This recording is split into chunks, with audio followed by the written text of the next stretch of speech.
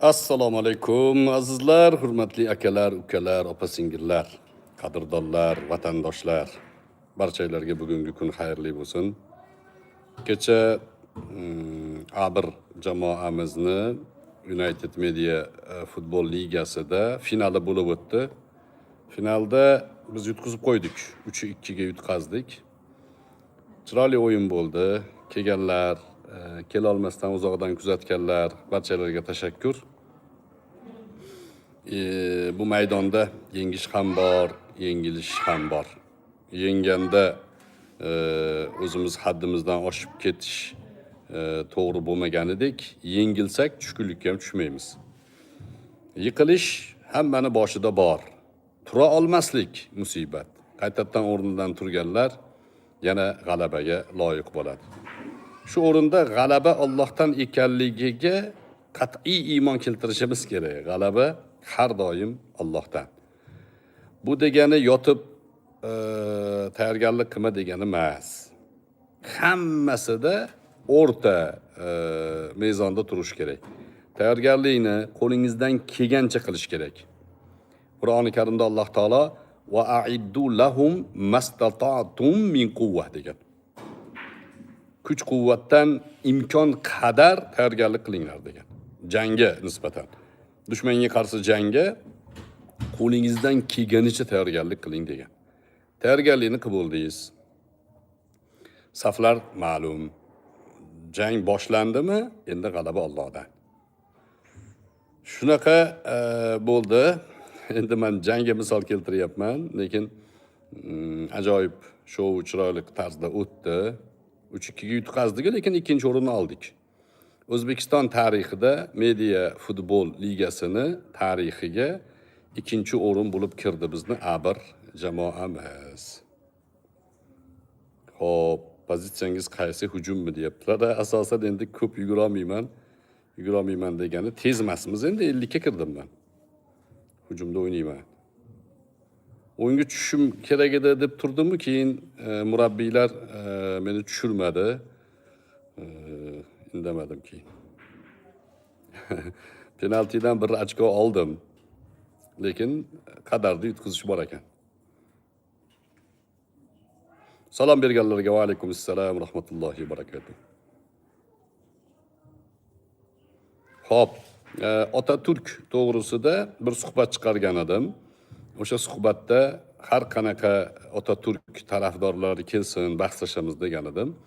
Bir kishi endi to'xtamay meni yolg'onchilikda ayblab, hali ko'rishib gaplashmasdan, mavzuni tahlilini qilmasdan turib, hukmlarni chiqarib yotibdi ekan. Kelmaydimi duxu bo'lsa deb aytibdi ekan. Duxum borligi uchun e'lon qildim men. Ozgina sabr qilasiz. Agar ziyoli qatlamdan bo'lsangiz, u ichi bo'sh chelak bo'lsangiz, unda shaqir-shuqir qilaverasiz. Ichingizga ikkita tosh tushib qolsa, shaqirlayverasiz. Bo'sh bo'ladi u. Meni vaqtim bo'lmayapti. Mana hozir finalga tayyorgarlik bor edi. O'sha masalada o'tib ketdi. Endi safarga ketyapman inshaalloh bugun saharda. Shundoq ekan, siz tayyorgarlik qilib turavering. Otaturk to'g'risida hali siz bilan jonli achchiq choy ustida suhbat qilamiz.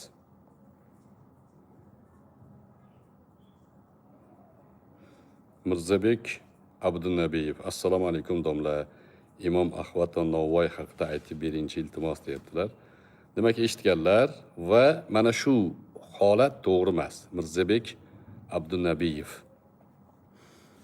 Mayli, yaxshilikni iroda qilayotgandirsiz, kimdir eshitsin, ibrat olsin deyotgandirsiz, lekin xuddi otarchiga bir mavzuni buyurtma qilgandek, bunaqa buyurtma qilinmaydi.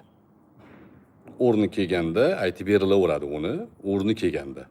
O'rni kelmasa bir maza qilib eshitib qo'yaylik uchun qilinmaydi. Shu joyda bu bir shu savolni sababidan hammamizga odob, ilm majlisini odobidan bir ikki og'iz gapirib qo'ysam, juda ko'p odam hadis shariflarni, oyati karimalarni maza qilish uchun eshitadi go'yo.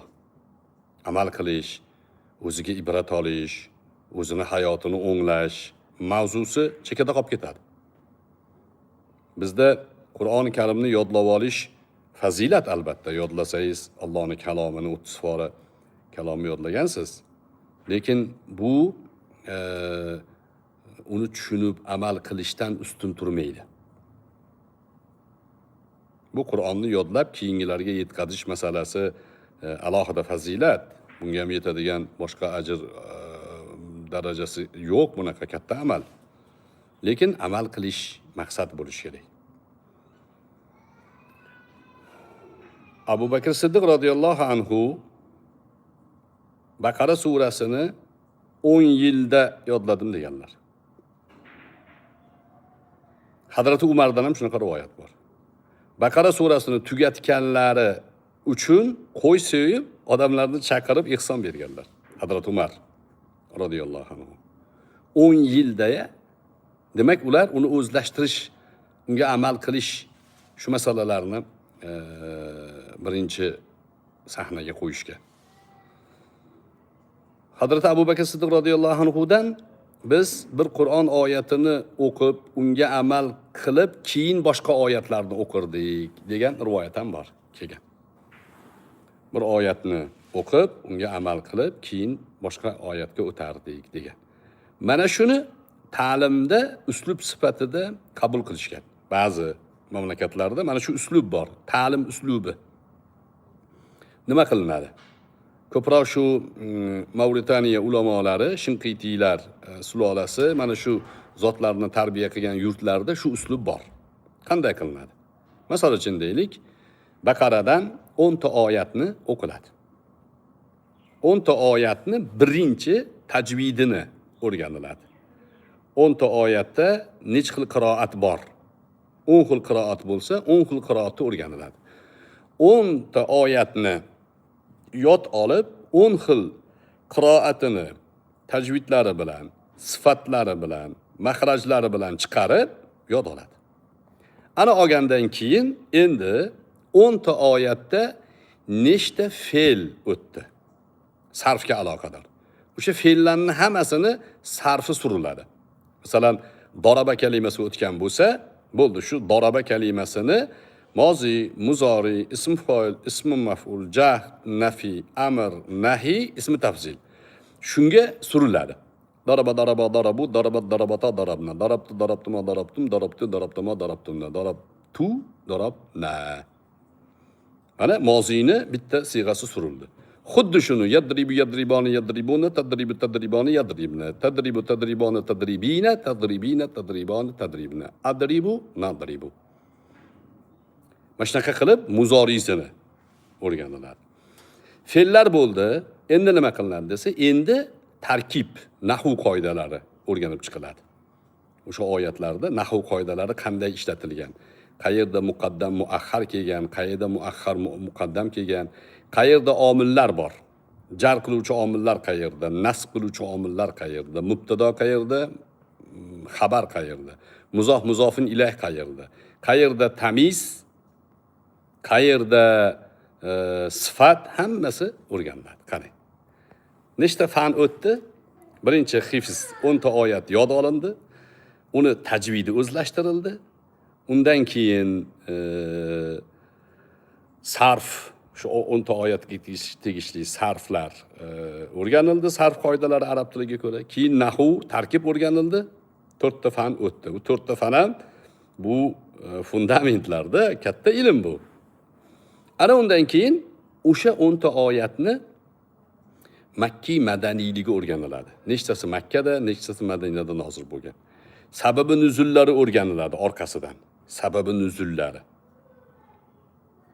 Bunga aloqador nechta tafsir bo'lsa, tafsirlarni ko'riladi 10 ta oyatga tegishli.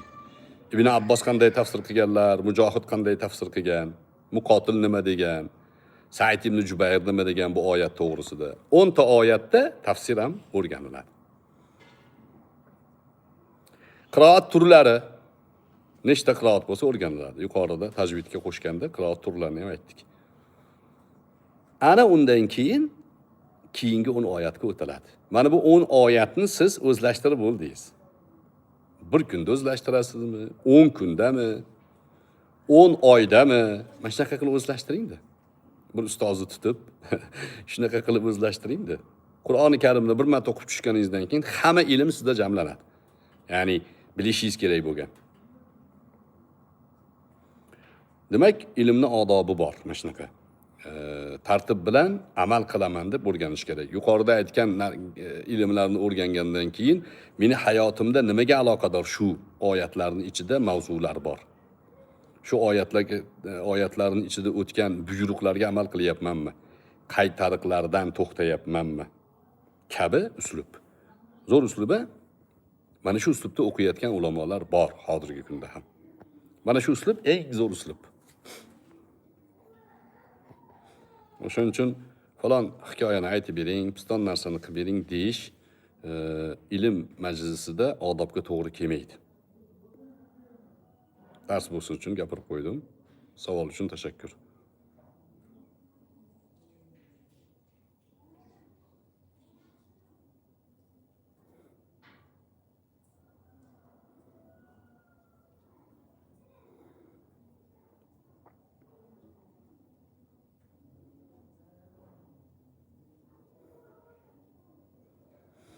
Yahyo Egamov degan profildan domla agar demanglar degandingiz bir chiqishingizda shu haqda savol bersam imkoningiz bor batafsil javob berishga.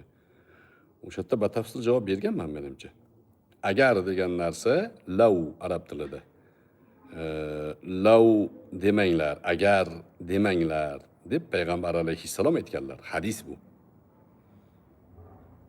Agar bundoq qilganimda yutardik.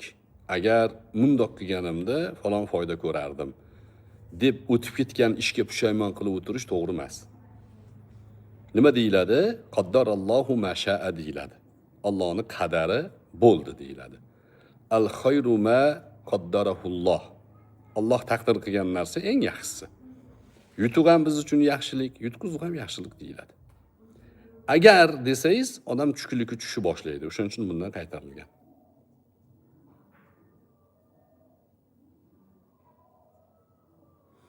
Jalol Atabayev degan do'stimiz, assalomu alaykum domla, savolim bor edi. Dadam mehnatkash inson edilar. Bir kuni ustachilikka chiqib ketdilar va ish vaqtida yuqoridan yiqilib tushdilar va bir haftadan keyin vafot etdilar. Shunga shahidlik beriladimi? Umid qilinadi inshaalloh. Payg'ambar alayhissalatu vassalom sahobalar bilan o'tirganlarida oldilaridan bir zabardast baquvvat inson o'tib qoldi. Shunda sahobalar bay, ya Rasululloh, mana shu odam Alloh yo'lida jang qilsa qanday bo'lardi deyishdi. Hozir nima qilyapti dedilar. Hozir oilasini boqish tashvishda yuribdi deyishdi. Bu ham Alloh yo'lida-ku dedilar. Ibn Umar radhiyallohu anhu aytadilarki, meni dushmanga qarshi jangda o'lishdan keyin eng katta orzuyim savdo mollarimni ichida o'lib qolish deganlar. O'sha mol olib kelib, oilani boqaman deb halol rizqni ketidan yurish. Dadangiz mehnatkash, halol kasb bilan shug'ullangan bo'lsalar, shu kasbni yo'lida musibatga uchragan bo'lsalar, bemorlik bo'lib va shundan vafot etgan bo'lsalar, shahidlik umid qilinadi. Shahidi a'lo deyilmaydi-yu, shahidlik umid qilinadi. Halol rizq uchun yurgan edilar. Halol sizlarni boqaman degan edilar. Alloh taolo mana shu yo'lda u kishini umrlarini tugatdi. Va qayta tirilish bor. Dadangizdan ayrildingiz, shu bilan diydor yo'q emas, qiyomatda diydor bor.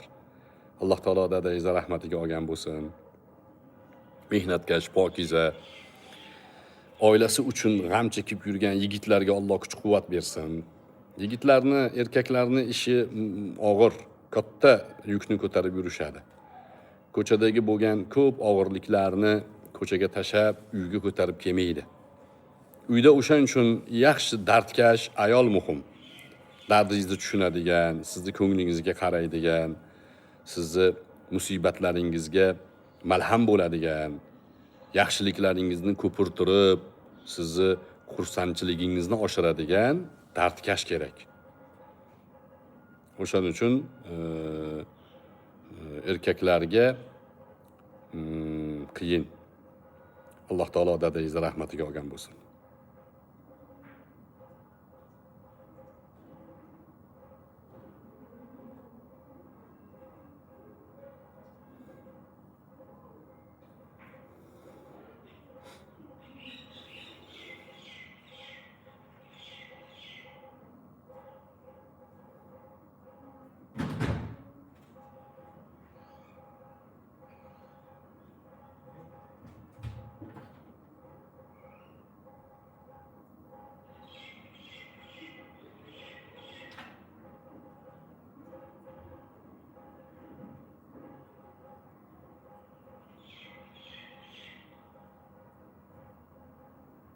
Xo'p.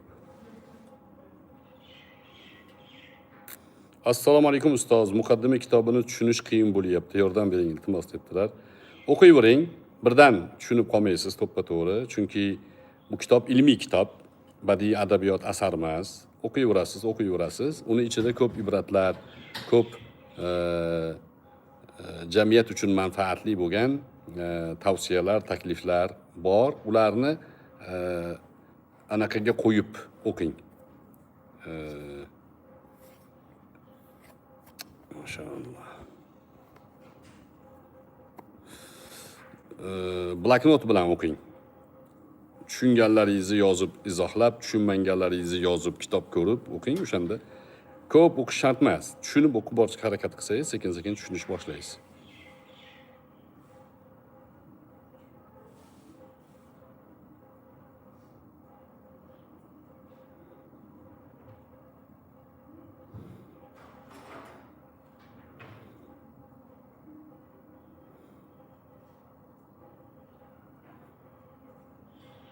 Manzura Egamberdiyeva, ustoz, meni ham o'qing debdilar. Maşallah.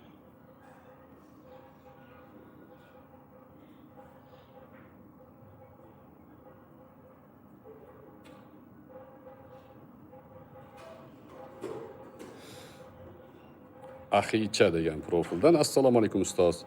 Meni bir savdogardan qarzim qolib ketgan. O'sha joy hozirda yo'q bo'lib ketdi. Savdogarni o'zini topolmayapman. Qarz qiyomatga qolmasligi uchun nima qilishim kerak? Iltimos javob bering. Harakat qilib topishingiz kerak o'sha savdogarni. O'zini topolmasangiz merosxo'rlarini topishingiz kerak. 1 yil, 2 yil bo'lsa ham izlashingiz kerak. O'sha mablag'ini qaytarib o'ziga berishingiz kerak. Hech iloji bo'lmadi. 1 yil qidirdingiz, 2 yil qidirdingiz, odamni topolmadingiz. Nima qilasiz desa, o'sha qo'lingizdagi savdogarni mablag'ini savdogarning nomidan yetim yesirlarga xayriya sadaqat qilib ishlatib olasiz. Savobi u savdogarga bo'ladi. Siz omonatdor bo'lib qolasiz. Omonatni egasiga qaytargan bo'lib qolasiz. Keyinchalik siz berib yuborgandan keyin yana o'sha savdogar sizga ro'baro kelib qolsa, merosxo'ri kimdir, siz endi u pulni to'lab berasiz unga. Ana u qilingan sadaqat sizga o'tib ketadi.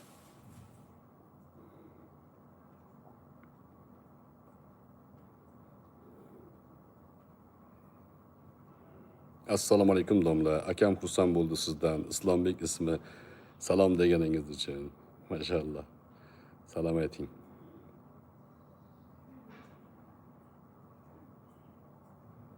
Bobomurod Juma Murodov. Assalomu alaykum ustoz. Issiq sovuqlik qilib o'qilgan odam o'shandan chiqib ketish yo'llarini aytib o'tsangiz iltimos.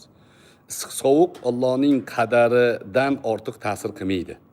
Qo'rqmaslik kerak. 5 vaqt namozini o'qib yurgan, doim tahoratda yurgan, o'ziga dam solib yurgan odamga issiq sovuq ta'sir qilmaydi. Issiq sovuq menga ta'sir qildi deyish insonni tushkunlikka tushiradi, keyin ko'p kasalliklar orttirib oladi. Yahyo Egamov.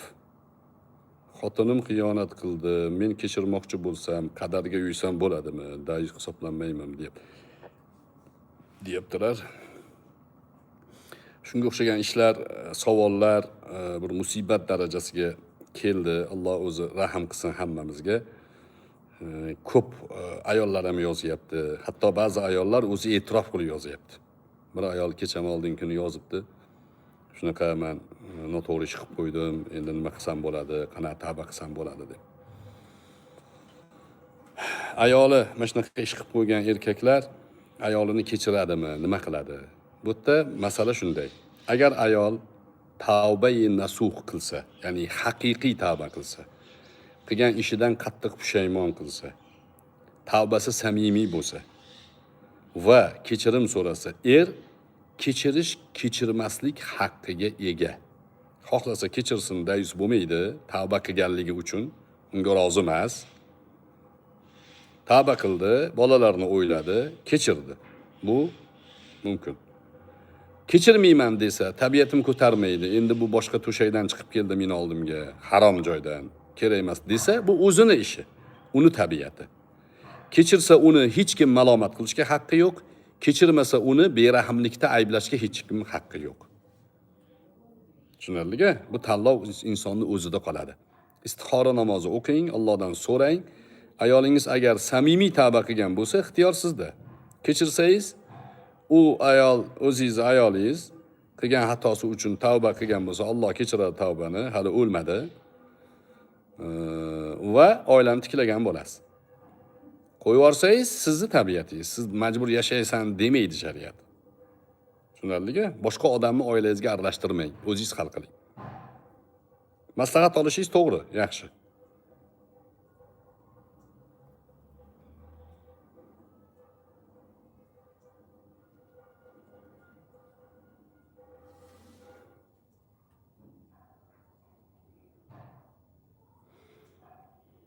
Baski degan profildan. Domla, assalomu alaykum. Qora pul imperiyasi kitobini ko'proq nusxada chiqaring. Alloh rozi bo'lsin. Juda ham yaxshi kitob ekan. Ma'qul. Juda ajoyib kitob. Ajoyib kitobligi Sion tashkilotini, Rothschild oilasini, pul imperiyasi qanday tuzilgani, hozirgi kunda bu imperiya qanaqa ishlayotganligini ko'rsatib bergan. O'zlarini millatdoshlari ko'rsatib bergan.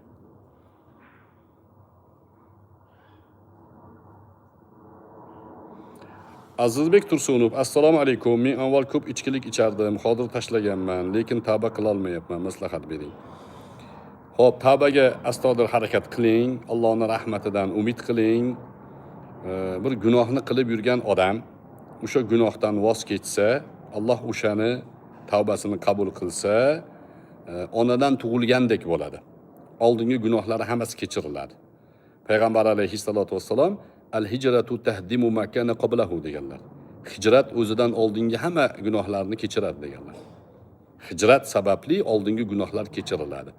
Hijrat bu Makkadan Madinaga ko'chib borishi tushuniladi zohirda, lekin ma'naviy ma'nosi bir gunohdan voz kechib sog'lom hayotga o'tishlik ham hijrat shu ham. Gunohni tark qilish insonga onadan tug'ilganlik imkoniyatni taqdim qiladi. Foydalanib qoling.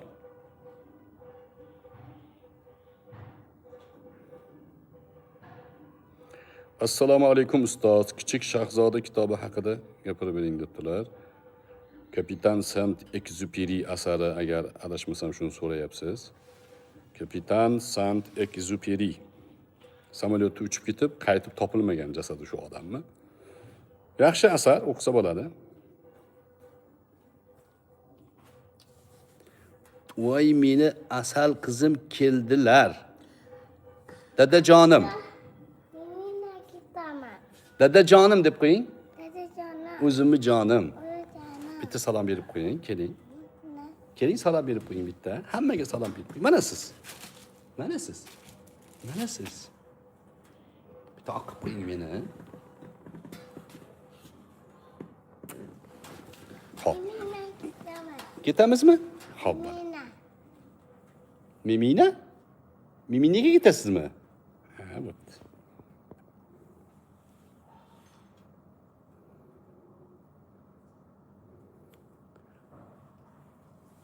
Unk, nov, nunk, nov degan profil ekan. Unknov, nunknovmi shunaqa. Xo'p. Assalomu alaykum domla. Mahrni berish tartibi haqida qisqacha tushuntirib bersangiz, oldindan rahmat. Mahr Qur'oni Karimda 4 ta joyda kelgan. Bir o'rinda nihla bilan kelgan. Bir o'rinda sadaqat ma'nosi bilan kelgan. Bu ko'ngildan chiqarib nikohga rozi bo'layotgan qizga mukofot sifatida beriladigan sovg'a. Va bu o'sha nikohga rozi bo'layotgan qizning haqqi hisoblanadi. Mahr ikki xil bo'ladi. Mahr muajjal, mahr muajjal bo'ladi. Naqd beriladigan mahr, nasiya qilinadigan mahr. Mahrni tartibi bor. Kufu degan masala bor, bizni shariatda kitoblarimizda keltirilgan. Qizni mahri nimaga ko'ra o'lchanadi? Qiz o'sha mahrga munosib bo'lsa, so'ragan mahriga kuyov rozi bo'lsa, kuyovning zimmasida qarz bo'ladi.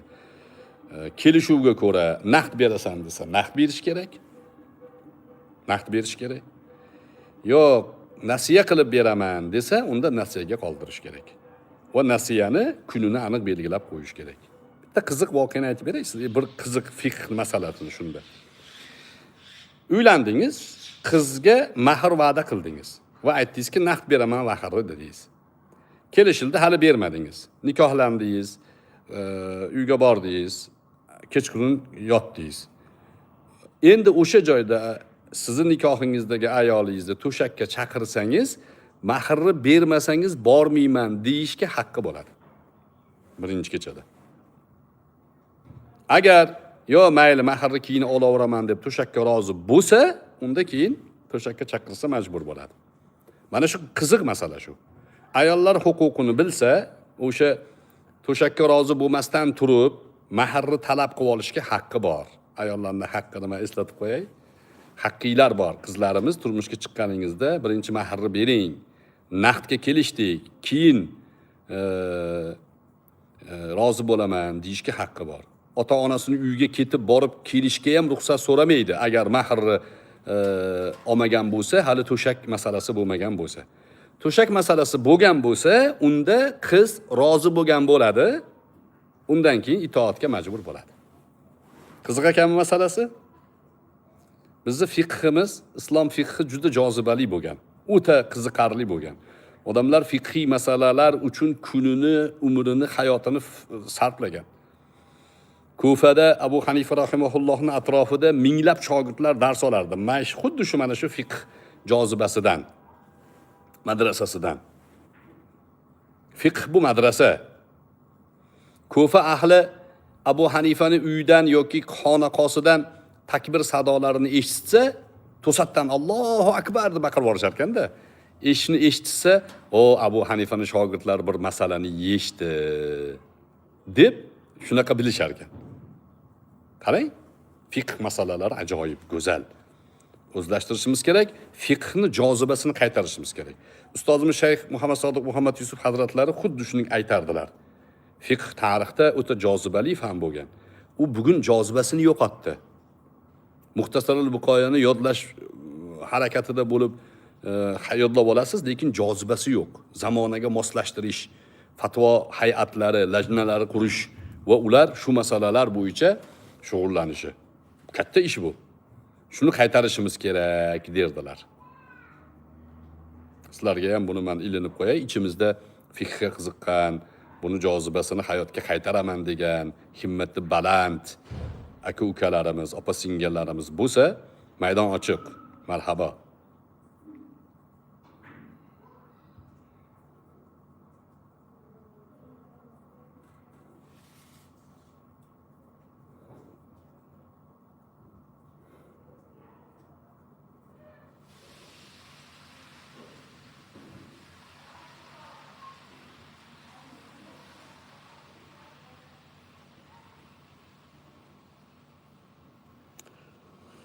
Super kitobxon loyihasiga qanday qo'shilsak bo'ladi deb Nurbek Hayitboyev degan do'stimiz savol berdilar. Telefon raqamlari qo'yib qo'yilgan. Super kitobxon profiliga kiring. O'shanga telefon qilsangiz, sizni gruppaga ko'ra qabul qilishadi. Gruppa agar to'lmagan bo'lsa qabul qilishadi, bo'lmasa keyin gruppani kutasiz.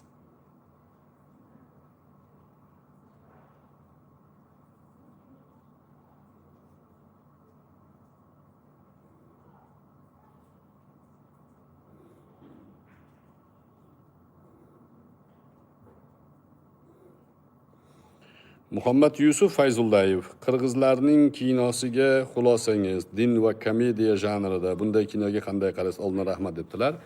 Komediya janri bor, mavjud, faqat rost va xalqning muammolarini ko'tarib olib chiqishlikka xizmat qilsa, bu to'g'ri janr va bundan foydalanish kerak. Lekin din mavzusini hazilga yuyish, din mavzusini kalaka qilish, din mavzusini istehzo qilish to'g'ri emas. U boshqa dinning mavzusi bo'lsa ham. Butparastlarning budini ham so'kib bo'lmaydi. Wala tasubbul ladina yad'una min dunillahi fayasubbulloha adwan bighayri ilm degan oyat bor. Alkamaqo. Allohdan o'zgaga sig'inayotganlarni, sig'ingan narsalarni so'kmanglar. So'kish bu yerda o'sha istehzo ma'nosi ham so'kishga, haqorat qilishga, kamsitishga kiradi. Fayasubbulloh. Ular Allohni keyin so'kishadi. Advan, dushmanchilik sababidan siz uni muqaddas narsasini haqorat qilganingiz uchun u sizni e'tiqodingizga tajovuz qiladi. Beg'oyri ilm, johillik bilan. Shuning uchun din mavzusi masxara mavzuga aylantirilmaslik kerak. Payg'ambar alayhissalatu vassalom hazil qilardilar. Masalan, hazil bo'ladi. Din mavzusida ham hazil bo'lishi mumkin, lekin yolg'on bo'lmaslik kerak, masxara bo'lmaslik kerak. Payg'ambar alayhissalomga bir ayol kishi kelib, "Ya Rasululloh, men jannatga kiramanmi?" dedi. "Kampirlar jannatga kirmaydi" dedilar. Haligi ayol yig'lab ketdi. Kampir edi-da. Qaytaringlar dedilar. Yoki aytib qo'yinglar dedilar. Kampir holatida kirmaydi dedilar. 16 yosh qiz bo'lib kiradi jannatga. Hazil edi shu.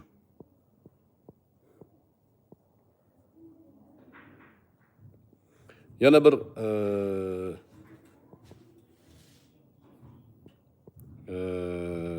hazil qilgan hodisalar ko'p. Oysha onamiz bilan hazil qilardilar.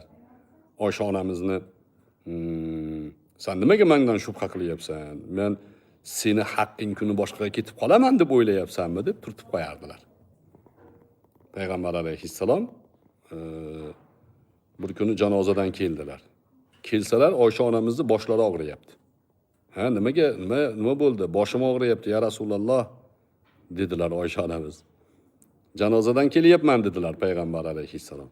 "Sen ham o'lsang, o'zim janozangni o'qiyman, o'zim yuvib, o'zim janozangni o'qiyman" deganlar. Hazil shu. Ajoyib lutf, oiladagi ajoyib hazil. Masxara qilmaslik kerak. Hozir Deniz Ko'ktash degan Turkiyada bitta stand-upchi chiqqan. Men uni endi u Turkiya saviyasidagi juda shov-shuv bo'lyapti. O'sha islom dinini masxara qilib, o'zi ateist. Ateist islom dinini masxara qilib, stand-up anaqasi o'tkazdi, konsertni berdi. Va Gollandiyada edi, Turkiyaga qaytib keldi, hozir olib kirib qo'yishdi ichkariga. So'roq savol ketyapti.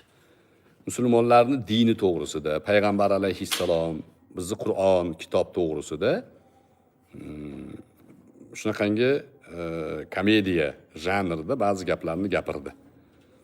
Bu to'g'ri emas bu. To'g'ri emas. Endi ularda shu ota turishchilar, JHPchilar uni so'z erkinligi deb himoya qilib yotishibdi. Bizda ham bor-ku shunaqa. Haqorat qilishadi. Haqorat qilyapsan desangiz, so'z erkinligi deyishadi. So'z erkinligini orqasiga berkinishadi. Lekin o'zlariga nisbatan gapirsangiz, sizni haqorat qilishlikda ayblaydi. Turkiyada 58-16 raqamli qonun bor. U qonunga ko'ra Otaturkka nisbatan hech qanaqangi unaqangi gap gapirib bo'lmaydi. Yomonlab bo'lmaydi Otaturkka. Yomonlasangiz, o'sha 58-16 da 5 tacha moddasi bor. O'sha moddalar bilan sizni hatto qamaydi ham. YouTube'ga yozinglar. Hasan Mazarchi degan nomni yozinglar. Hasan Mazarchi. Bu odam deputat bo'lgan, majlisda o'sha Rafoq partiyasiga a'zo bo'lgan, keyin undan chiqib ketgan, Otaturkka qarshi keskin fikrlari bilan ma'lum odam bo'lgan. Shuni ichkariga olishib, o'sha 58-16 qoida bilan urib miyasini aynitishdi shuni. Ichkaridan keyin chiqib, "Men masih bo'ldim" deb o'zini masih deb e'lon qildi. Hozir masihman deb yuradi. Sariq kiyimlarni kiyib olib, sochlarini, soqollarini o'stirib olib, tuppa-tuzuk, aqli hushi raso odam jinni bo'ldi. Mana shu Otaturk diktatorni tarafdorlarini kasriga. Hozir masihman deb yuradi. O'shaning uchun diyonatni masxara qilish, masxara mavzusiga aylantirish to'g'ri emas. Kufr masalasi bizning fiqhiy kitoblarimizda kufr masalasini zikri kelganda inson nima bilan kofir bo'ladi desa, birinchi inkor bilan kofir bo'ladi. Yo'q deb inkor qilsa, kofir bo'ladi. Ikkinchisi masxara bilan kofir bo'ladi. Masxara, dinni masxara qilish bilan kofir bo'ladi. Dinni, Payg'ambar alayhissalomni, Qur'onni, azonni, namozni, shularni masxara qilsa, ro'zani, hajni masxara qilsa dindan chiqadi. Bu umumiy masala bu. Endi bizni mana bu aqli qushi miyasidan kichkina bo'lgan Abraha Moshe'ga o'xshagan guruhlar bor bizga qarshi. Bizni ba'zi gaplarimizni dinni masxara qilyapti deb tarqatishyapti. Bir jinnixonadagi bir jinni to'g'risidagi bir hikmatni aytib bergan edim. Bittasi kirib olib bu yerda duh bormi? Aqling yetadimi qilib yozadi. Profilga kirsangiz, zakrit profil bo'ladi. O'zida duh yo'q. Sizga duh bormi deb yozadi. O'zida ism yo'q. Chiqib gapira olaysanmi deydi. Shunaqalarga aytgan edim. Shunaqa bir ajoyib askiya bor. Bir kishi jinnixonaga borsa, jinnixonada bittasi men payg'ambarman deyotgan emish. Jinnixonada jinni payg'ambarman deyotgan emish. Ha endi bu jinni bu. Jinni payg'ambarman ham deyaveradi. Jinni Napoleon ham deyaveradi. U jinnini shu. Jinnini misol keltiryapman mana shu Abrahalarga. Kim bu yoqdagisi yo u payg'ambar emas debdi. U ham jinnixonada yotgan bemor. Doktor, ha bu tuzalib qopti shekilli. Deb unga kelib, nimaga buni payg'ambar emas deyapsan desa, chunki men xudoman-ku, buni men payg'ambar qilib yubormaganman dermish. U jinnidan ham jinni ekanda, jinning ham eng oxirgi nuqtasi ekan unisi. Bu yerda dinni masxara qilish yo'q. Abrahaga o'xshagan troll profillarda bizga shantaj-montaj qilayotganlarning saviyasini tushuntirish. Sanlar bir musulmonni kofir deyotganlaringda, sanlar bir musulmonni kofir deb, o'zbek xalqini musulmonlarni kofir deb, o'zbek yurtini kofir deb e'lon qilayotganlaringda xudolik da'vo qilyapsanlar. Sanlar xudomisanlar, kim kofir, kim kofir emasligini ajratadigan. Jannatga kirmaysan deb qo'yadi. Masxara kalaka Allohning san'ati ustidan kulish bilan bo'lmaydi. Qiziq, mana bu kecha United Media futbolda penalti tepdim. Do'stlar, yoshim 50 ga kirdi meni. 50 yoshli odamlar bilan, misol uchun, penalti tepishaman. Yosh bolalar bilan o'ynayapman. Biz o'ynagan futboldagi jamoalar O'zbekistonda professional futbol bilan shug'ullanib yurgan odamlar. Varatarlar, padarka varatarlar emas ular. Shuni tepib gol urdim, 3 ta gol ursam, bitta troll profil anaqani qo'yib qo'yibdi. Turkiyada bir aqli zaifroq, futbolda juda uni masxara qilib videolarni chiqarishadigan bir odam bor.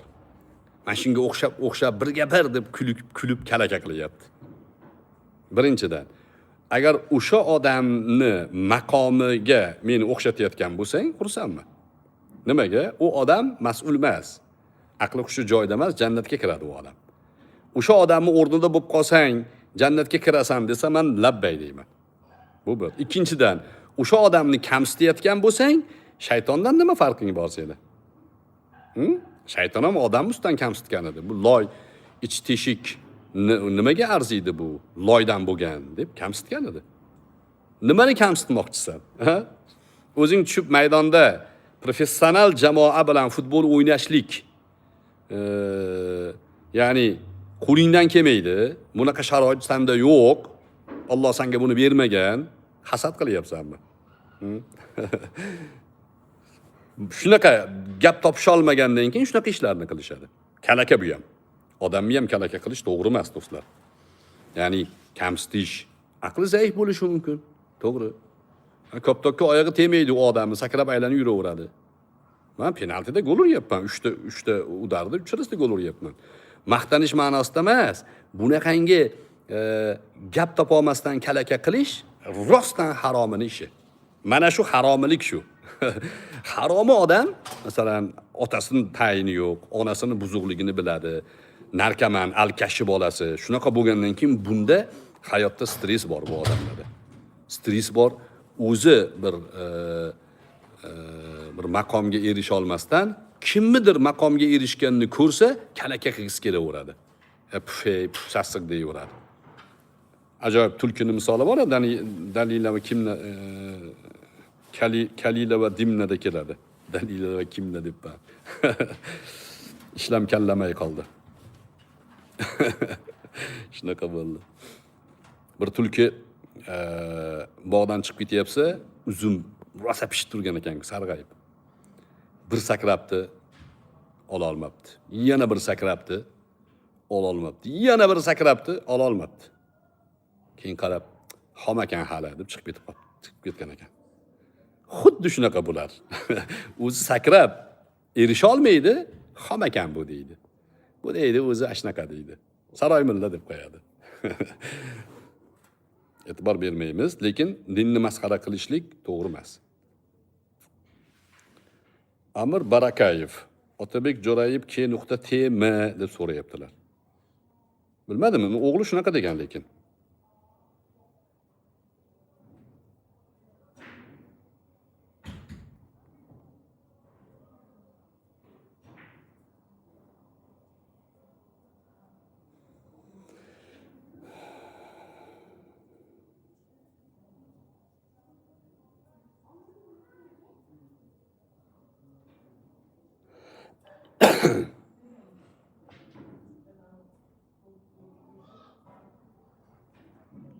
Islom Karimov degan profildan assalomu alaykum ustoz. Umra ziyoratiga siz bilan birga borish uchun qayerga murojaat qilsak bo'ladi? Iltimos javob bering debdilar. Biz ertaga ertalab uchyapmiz lekin. Bilmayman, adminlarimiz bo'lsa, telefon nomer tashlab qo'yinglar. Javohir degan bizning bir ukamiz bor. O'sha kishiga uchrasangiz, bilet bo'lsa yozadi.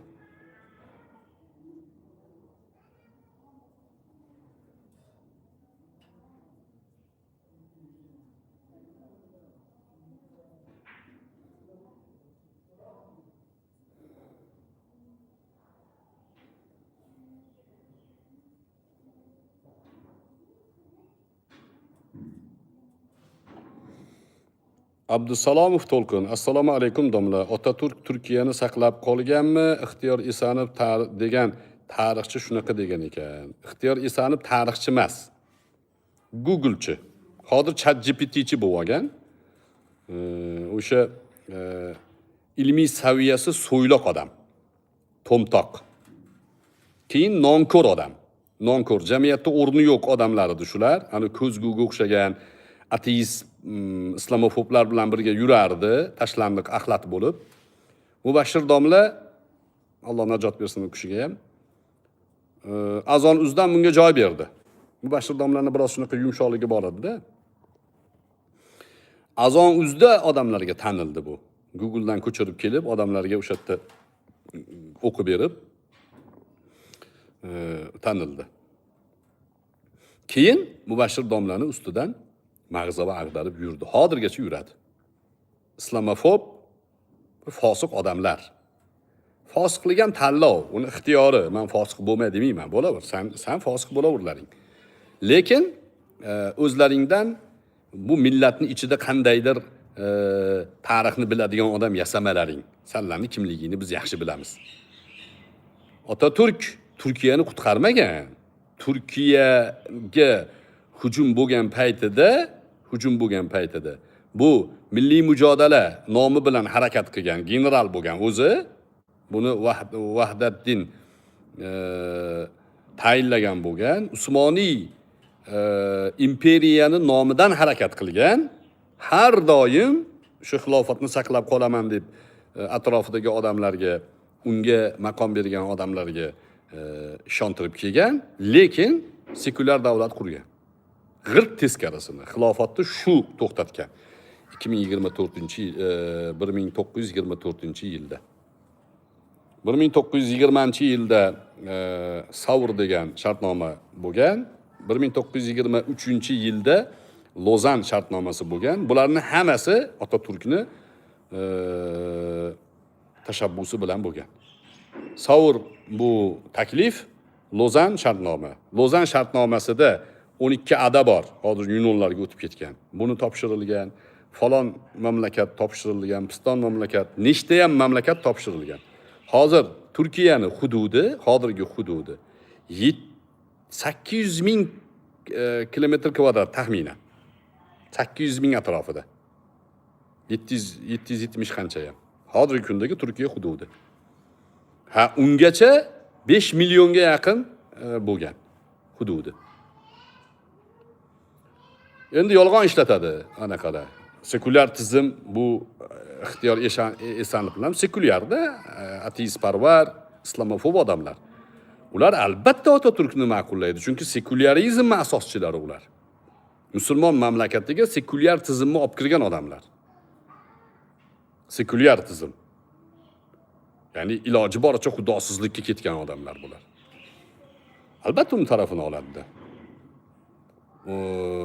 Bizda ham misol uchun jadidlar mavzusi ko'tarilgan paytida jadidlar Sulton Qosim, Xon Qosim, lekin tashqaridan taraqqiyot olib kiraylik degan jadidlar bo'lgan. Minovar qoriga o'xshagan, ya'ni Avloniyga o'xshagan bir qancha shunaqangi ziyoli odamlar bo'lgan. Lekin ularni ro'parosida xon kerak emas, bizga Yevropani madaniyati bilan birga siyosatga ham kirish kerak degan toifa bo'lgan. Bular Turkiyada Jon Turklar nomi bilan mashhur, bizda jadidlar nomi bilan mashhur qilindi, lekin ularning ishlarini men hammasini oqlamayman. Ya'ni ular tarafda emasman. Men millat qadriyati saqlanib qolishligi, dunyodagi har qanday taraqqiyotni olib kelib foydalanishimiz, millatning manfaati uchun foydalanishimiz tarafdoriman. Mana shu tarafdori men. Otaturk bo'lsa, Jon Turklar bilan birgalikda o'sha Bo'liqboshini she'rini ham aytib berganman. Bo'liqboshini o'g'li bilan Turkiyani tarixchilari gaplashgan, yaqin tarixchilar. Otaturk qanaqa ishlarni qilganligini aytib berishgan ular. Kazim Qorabakir degan Otaturkning yonida yurgan bitta odam bo'lgan. Uning kitobi bor, Otaturk haqida yozgan narsalari bor. Otaturk. Dushman Turk xalqiga kirib kelib qilishi mumkin bo'lgan hamma ishni qilgan. Dushman kelib qilsa, dushman qildi deyilardi. Masalan, deylik Xatay. Xatay fransuzlarning qo'lida bo'lgan. Fransuzlarning qo'lida bo'lgan, hali o'tmagan Turkiyaga. Otaturk ozonni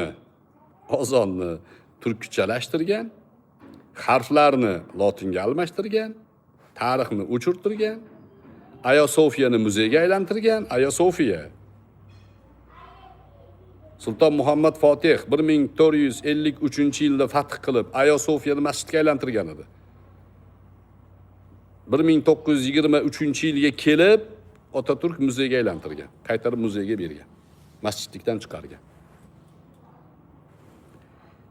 Tabdili qiyofat qonunini ishlab chiqargan. Kiyimni o'zgartiramiz. Hammaga shapka kiydirgan, shapka. Shuning uchun ota-bobolarimizda shapkaga nisbatan ancha nafrat bor, bilsangiz. Shapka kofirning kiyimi deyiladi. Keyinchalik uni iymon e'tiqodga aloqasi bo'lmay ketdi, shapkani kiysa kiyaversin hozirgi kunda. Lekin Otaturk qonun chiqargan, shapka qonuni. Do'ppi bilan ko'chaga chiqqan Iskipli Akif xo'ja osishgan olib chiqib, nimaga do'ppida yuribsan deb. Shapka qonunini qabul qilmaysanmi deb. Otaturk bir ma'noda alkash bo'lgan. İçsana qilibdi o'ziga deyishingiz mumkin, to'g'ri. Lekin uni o'rnak qilib ko'rsatish yoshlarga to'g'ri emas-da. Otaturk birovni xotinlariga ko'z olaytirgan odam bo'lgan.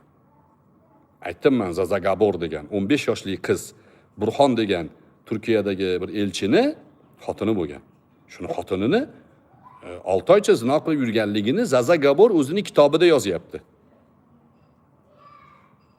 Otaturk bilan yaqinligimni ko'ra olmaganlar buni noto'g'ri talqin qilyapti deb yozyapti. Sariq matbuotda aytilgan deyapti bittasi shu gapni Zazagabor. Sariq matbuot emas. 32-kun degan anaqani yozing. 32-kun. Turkiyada eng mashhur jurnalistlardan bittasini shunaqa turkumi bor. O'sha turkum ko'rsatuvlarida Zazagabor bilan jurnalist 32 kunni jurnalisti borib gaplashgan. Zazagabor Hollywood yulduzlaridan bo'lib ketgan keyin. 12 yoshli qizlarga piva, shampanskiy ichirganligi, 14 yoshli qizlarga sigaret chektirganligi mashhur Otaturkni. Seni vaqting keldi, ich. ichadigan vaqting keldi, chekadigan vaqting keldi qilib chektirgan, ichirgan. Juda xunuk narsalar ham bor.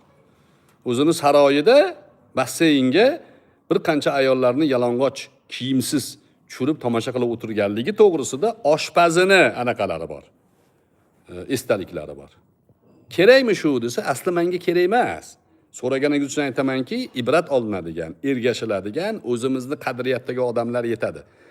U Otaturk o'zini mansabi uchun o'ziga mansab bergan odamlarga xiyonat qilib, dushman nimani xohlasa, undan 10 barabarini qilgan. Xatay fransuzlarning qo'lida bo'lgan, keyin nechinchi yil ham o'tgan. Esimda yo'q, 54mi, 55-yilda Turkiyaga qo'shilgan. Xatay. Xatayda azon arabcha bo'lgan, yozuv arabcha bo'lgan. Nimaga? Fransuzlar bosib olgan joyda azonga tegmagan fransuzlar. Qiliq qiyofatga tegmagan fransuzlar. Harfni o'zgartirmagan. Otaturk o'zini turk millatiman deb o'tirib olib, kofir qilmagan ishlarni musulmonlarning ustida qilgan. O'rni kelganda to'liqroq gapirib qo'ya qolay. Istiqlol mahkamalari degan mahkama qurdirgan. Istiqlol mahkamalari degan mahkama qurdirgan. Bu mahkamalar ro'yxatlar berardi Otaturkka. Otaturk aytardiki, mana shu ro'yxatdagilarni xohlaganini oslaring, xohlaganini jazo berlaring, menga ro'yxatini bersalaring bo'ldi. Bular viloyat yurib, dorlarni tashkil qilib, odamlarni ko'chada mahkama qilib osishgan. 80 mingga yaqin odam mahkama bo'lgan, 5 mingga yaqin odam osilgan. Raqamlarda biroz farq bo'lishi mumkin, lekin shu bo'lgan hodisa. Turkiyada istiqlol mahkamalari nomi bilan shunaqa infozlar amalga oshirilgan. Bizda Stalin Troyka bilan shuni amalga oshirgan. Troyka. Yozinglar, tarixni o'qinglar. Buni aytaman-u, Abror Muxtor Aliyni tilini qichitmalaring. Men bir gapni gapiraman, yotgani go'r topolmay qolasanlar. O'shanga keyin orqadan haqorat qilib, masxara qilib, o'zingcha kalaka qilib yurasanlar. Yuzma-yuz kelib gaplashishlikda sanlarni o'shanga mazang qochib qolyapti-da. Bizni bitta aybimiz rost gapni aytib qo'yganimiz.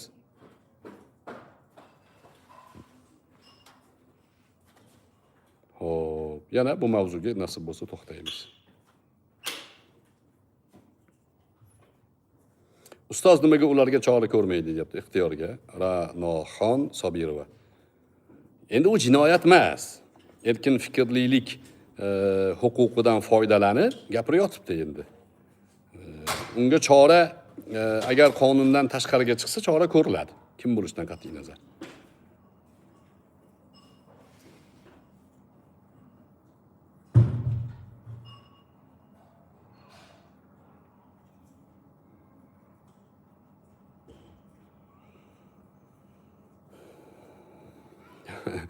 Shoir Mahbubiy degan bir profil bor ekan.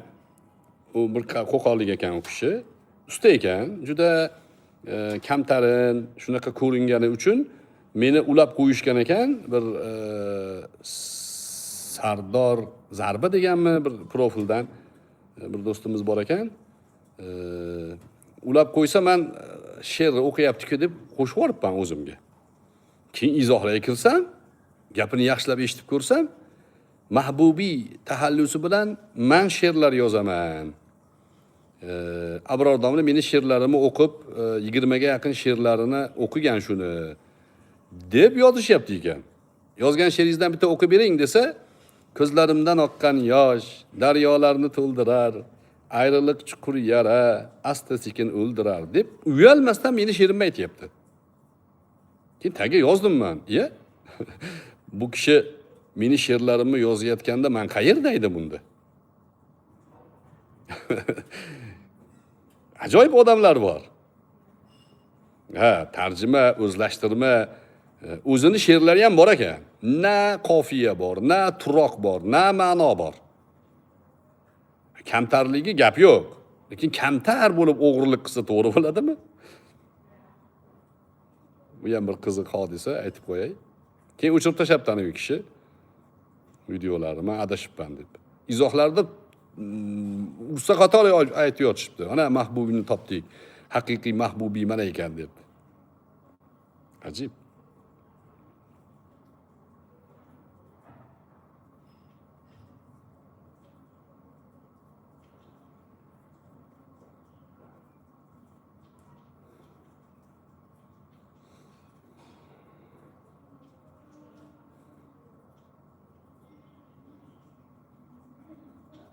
Bozorov degan profildan. Assalomu alaykum domla. Ayol eriga raqsga tushib kutib olishi joizmi? Umuman raqsga tushishi joizmi?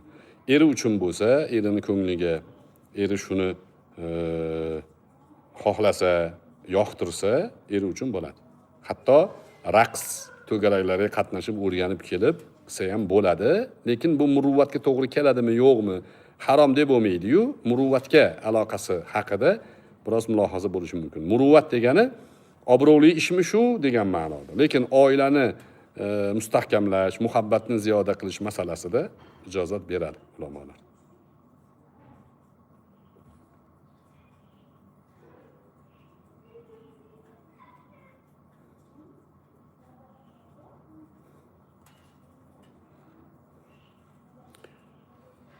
Xonamil degan profildan Abraham Moshe hizbiymi yoki salafiymi? Hizbiy ham emas, salafiy ham emas, hezalak. Benasab. Benasab odam, josus. Josus. Bu bir qiziq falsafiy xatoga ko'p odam tushadi-da. Abraham ham shu xatoga tushibdi.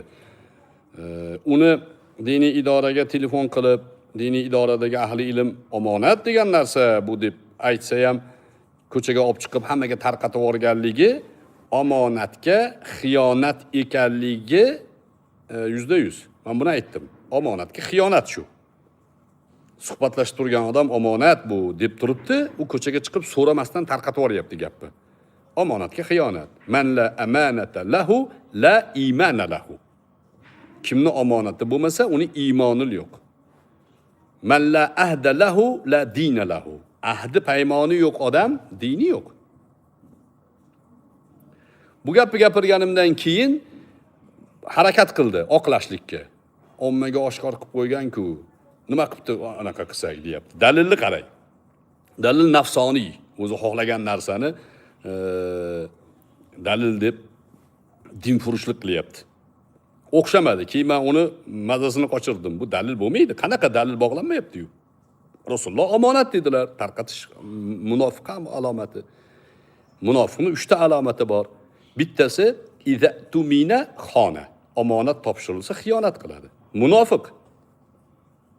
Keyin u o'xshamagandan keyin endi meni bundan bir 3 yil, 5 yil oldin Suriyadagi 14 yoshli bola bilan bo'lgan suhbatimni kichkina joyini kesib, taxminan bir 10 sekund, 15 sekund joyini kesib, mana sen ham yozib olib omonatni tarqatgansan-ku deb video qo'yib qo'yibdi. Bu yerda nima paydo bo'ldi?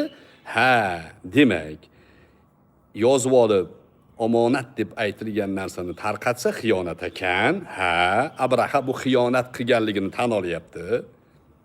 Xiyonat qilganligini tan olyapti.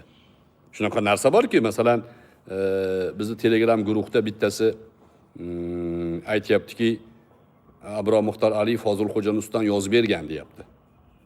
Keyin men kirib so'radim. Dalilingiz bormi desam, siz ham dalil keltirishingiz kerak ko'p narsalarga deyapti. Ha, men ham dalil keltirishim kerak, lekin buni bahona qilib menga tuhmat qilishga haqqingiz yo'q sizni. Najosat yeyotgan bo'lsangiz, najosat yemang desam, ha o'zing ham olma yeyapsan-ku deyishingiz to'g'ri emas. Meni olma yeyishligim sizni najosat yeyishligingizni qonuniylashtirib bermaydi. Abraha tan oldi. Ha, men ham xiyonat qilganman. Chunki sen ham qilgansan-ku deyapti-da. O'zingchi deyapti. O'zingchi deganda mana shu falsafiy xato yuzaga chiqadi. Yaxshilab o'zlashtirib oling. O'zingchi deyish bir insonni jinoyat qilishligiga imkon tug'dirib bermaydi. Tushunarlimi? Demak, bu yerda Abraha tan oldi. Endi men haqiqatda omonatni tarqatganmanmi? Omonat degan narsani tarqatganmanmi yoki 10 sekundlik gap kifoyami? Undan oldin keyin gap yo'qmi? Qo'yib qo'ydim videoni. U bolaga men tarqataman deganman. Sen tavba qilasan, Turkiyaga qaytib kelasan, onang bilan ko'rishasan, menga onang telefon qiladi. Xotirjam bo'lganimdan keyin, u jinoyatchilarning qo'lidan chiqqaningdan keyin men bu suhbatni tarqatmayman. Bo'lmasa tarqataman deganman. U joyini olib tashlayapti. Ko'rdingizmi? Bularning ishi shundan boshqa narsa yo'q. Mana mas'uliyat his qilish yo'q. Qo'lga tushmayman deb o'ylaydi. Baribir ishlamaydi-ku. Men tuhmat qilaveraman, montaj qilaman, tuhmat qilaveraman, montaj qilaman, tuhmat qilaveraman deydi. Vazifasi bularni. O'shaning uchun uni hizbiymi, salafiymi emas, erkakmi yoki xunasami deb so'rashingiz kerak. Shularga qarshi ekanligimizdan bag'oyat mamnunmiz. Xo'p, azizlar, biz tayyorgarlik qilyapmiz endi. Yana nasib bo'lsa, safarlarda inshaalloh diydorlashamiz. O'zinglarni ehtiyot qilinglar. Barchalarga tashakkur. Assalomu alaykum va rahmatullohi va barakatuh.